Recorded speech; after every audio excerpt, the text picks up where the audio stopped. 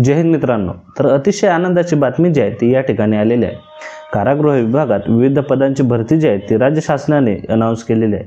आता याच्यामध्ये विविध पदे आहेत जसे की वेल्डर, ITIच्या बेसवरती, तसेच ग्रॅज्युएशनवरती लिपिक, वरिष्ठ लिपिक, त्यानंतर लघुलेखक। तर अशा या सर्व पदांची आजच्या व्हिडिओमध्ये आपण सविस्तर माहिती घेणार आहोत। तत्पूर्वी मित्रांनो, हा व्हिडिओ जो आहे तो संपूर्ण बघा आणि अशाच माहितीसाठी आपल्या चॅनलला नक्की सबस्क्राइब करा। तर चला मग आपण डायरेक्टली व्हिडिओकडे वळूया। तर मित्रांनो, या ठिकाणी बघू शकता कारागृह विभाग महाराष्ट्र शासन भरती प्रक्रिया सन 2023।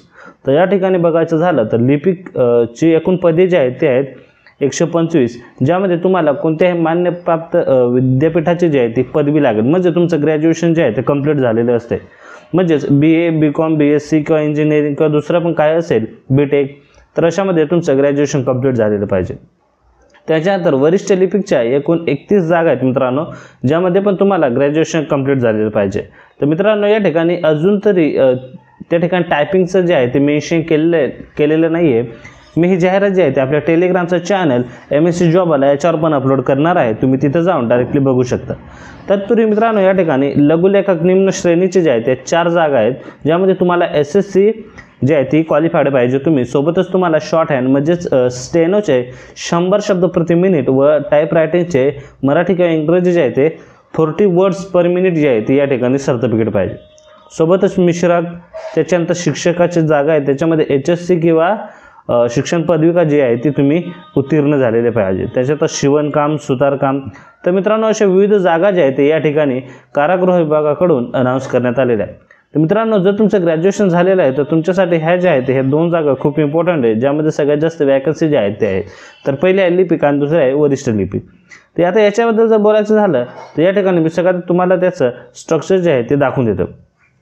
तर परीक्षेचं स्वरूप कसं असणार आहे, तर मित्रांनो लिपिकसाठी जे आहे ते मराठी, इंग्रजी, सामान्य ज्ञान, बौद्धिक चाचणी किंवा आणि त्यालाच ऑब्लिक अंकगणित जे आहे ते असं असणार आहे। तर मित्रांनो, प्रत्येक सेक्शनला जे ते आहे ते 25 प्रश्न आणि 50 गुण असणार आहेत, म्हणजे एकूणच 100 प्रश्न आणि 200 गुणांची परीक्षा जी ती आहे असणार आहे। त्यामध्ये तुम्हाला मित्रांनो 2 तासाचा जो आहे तो वेळ भेटणार आहे, म्हणजेच 120 मिनिटाचा वेळ जो आहे तो या ठिकाणी भेटणार आहे।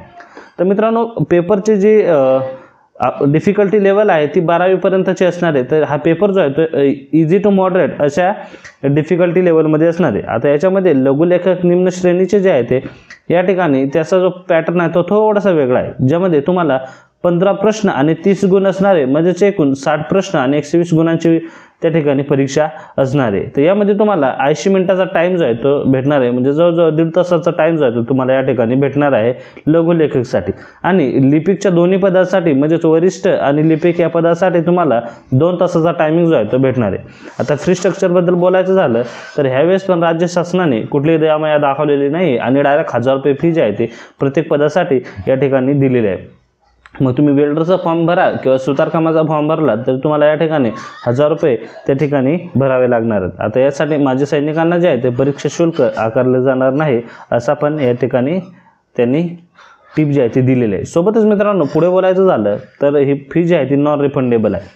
आता याच्यानंतर महत्त्वाची स्टेप येते ती म्हणजे जागा कशा डिवाइड केलेल्या असतील।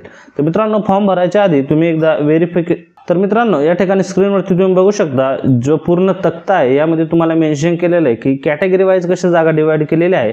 तर आता सगळ्यात पहिले या ठिकाणी लिपिकचे जे आहे त्यामध्ये अनुसूचित जातीसाठी 24, अनुसूचित जमातीसाठी 8 आणि त्याच प्रकारे इतर मागासवर्गीयसाठी 33 आणि अराखीव या ठिकाणी 27 जागा ज्या आहेत ते डिवाइड केलेल्या आहेत। तसेच मित्रांनो, इतर कॅटेगरीसाठी पण या जागा ज्या आहेत ते डिवाइड केलेल्या आहेत। तर ह्या तुम्ही व्यवस्थित बघून घ्यायचं आहे आणि ह्या जागा बघूनच त्या ठिकाणी मित्रांनो जे आहे तुम्ही फॉर्म टाकायचा आहे। त्याच्यामुळे तुम्हाला जर 900 रुपये भरावे लागत आहेत किंवा 1000 रुपये भरावे लागत आहेत, याचा अर्थ तुम्ही जागांचा जो आहे तो व्यवस्थित त्या ठिकाणी ॲनालिसिस करूनच त्या ठिकाणी तुम्ही जागा ज्या आहेत ते टाकायचे आहेत। सोबतच आता जर वरिष्ठ लिपिकबद्दल बोलायचं झालं तर अनुसूचित जातीसाठी 3, अनुसूचित जमातीसाठी 3 त्या ठिकाणी, त्याच्यानंतर इतरच मागासवर्गीयसाठी 4 आणि राखीव जे आहे त्या 12 जागा ज्या आहेत त्या असणार। अशा एकूण 31 जागा ज्या आहेत त्या डिवाइड केलेत। तर मित्रांनो, यामध्ये पण फॉर्म भरताना तुम्ही त्या ठिकाणी जागा ज्या आहेत त्या एकदा नक्की व्हेरीफाईड करायच्या आहेत की कुठे कशा जागा आहेत आणि त्यानुसारच या ठिकाणी फॉर्म जो आहे तो टाकायचा आहे। कारण मित्रांनो, तुम्हाला या ठिकाणी 1000 रुपये भरायचे आहेत। सरकार कुठलीही दयामाया दाखवत नाही आहे।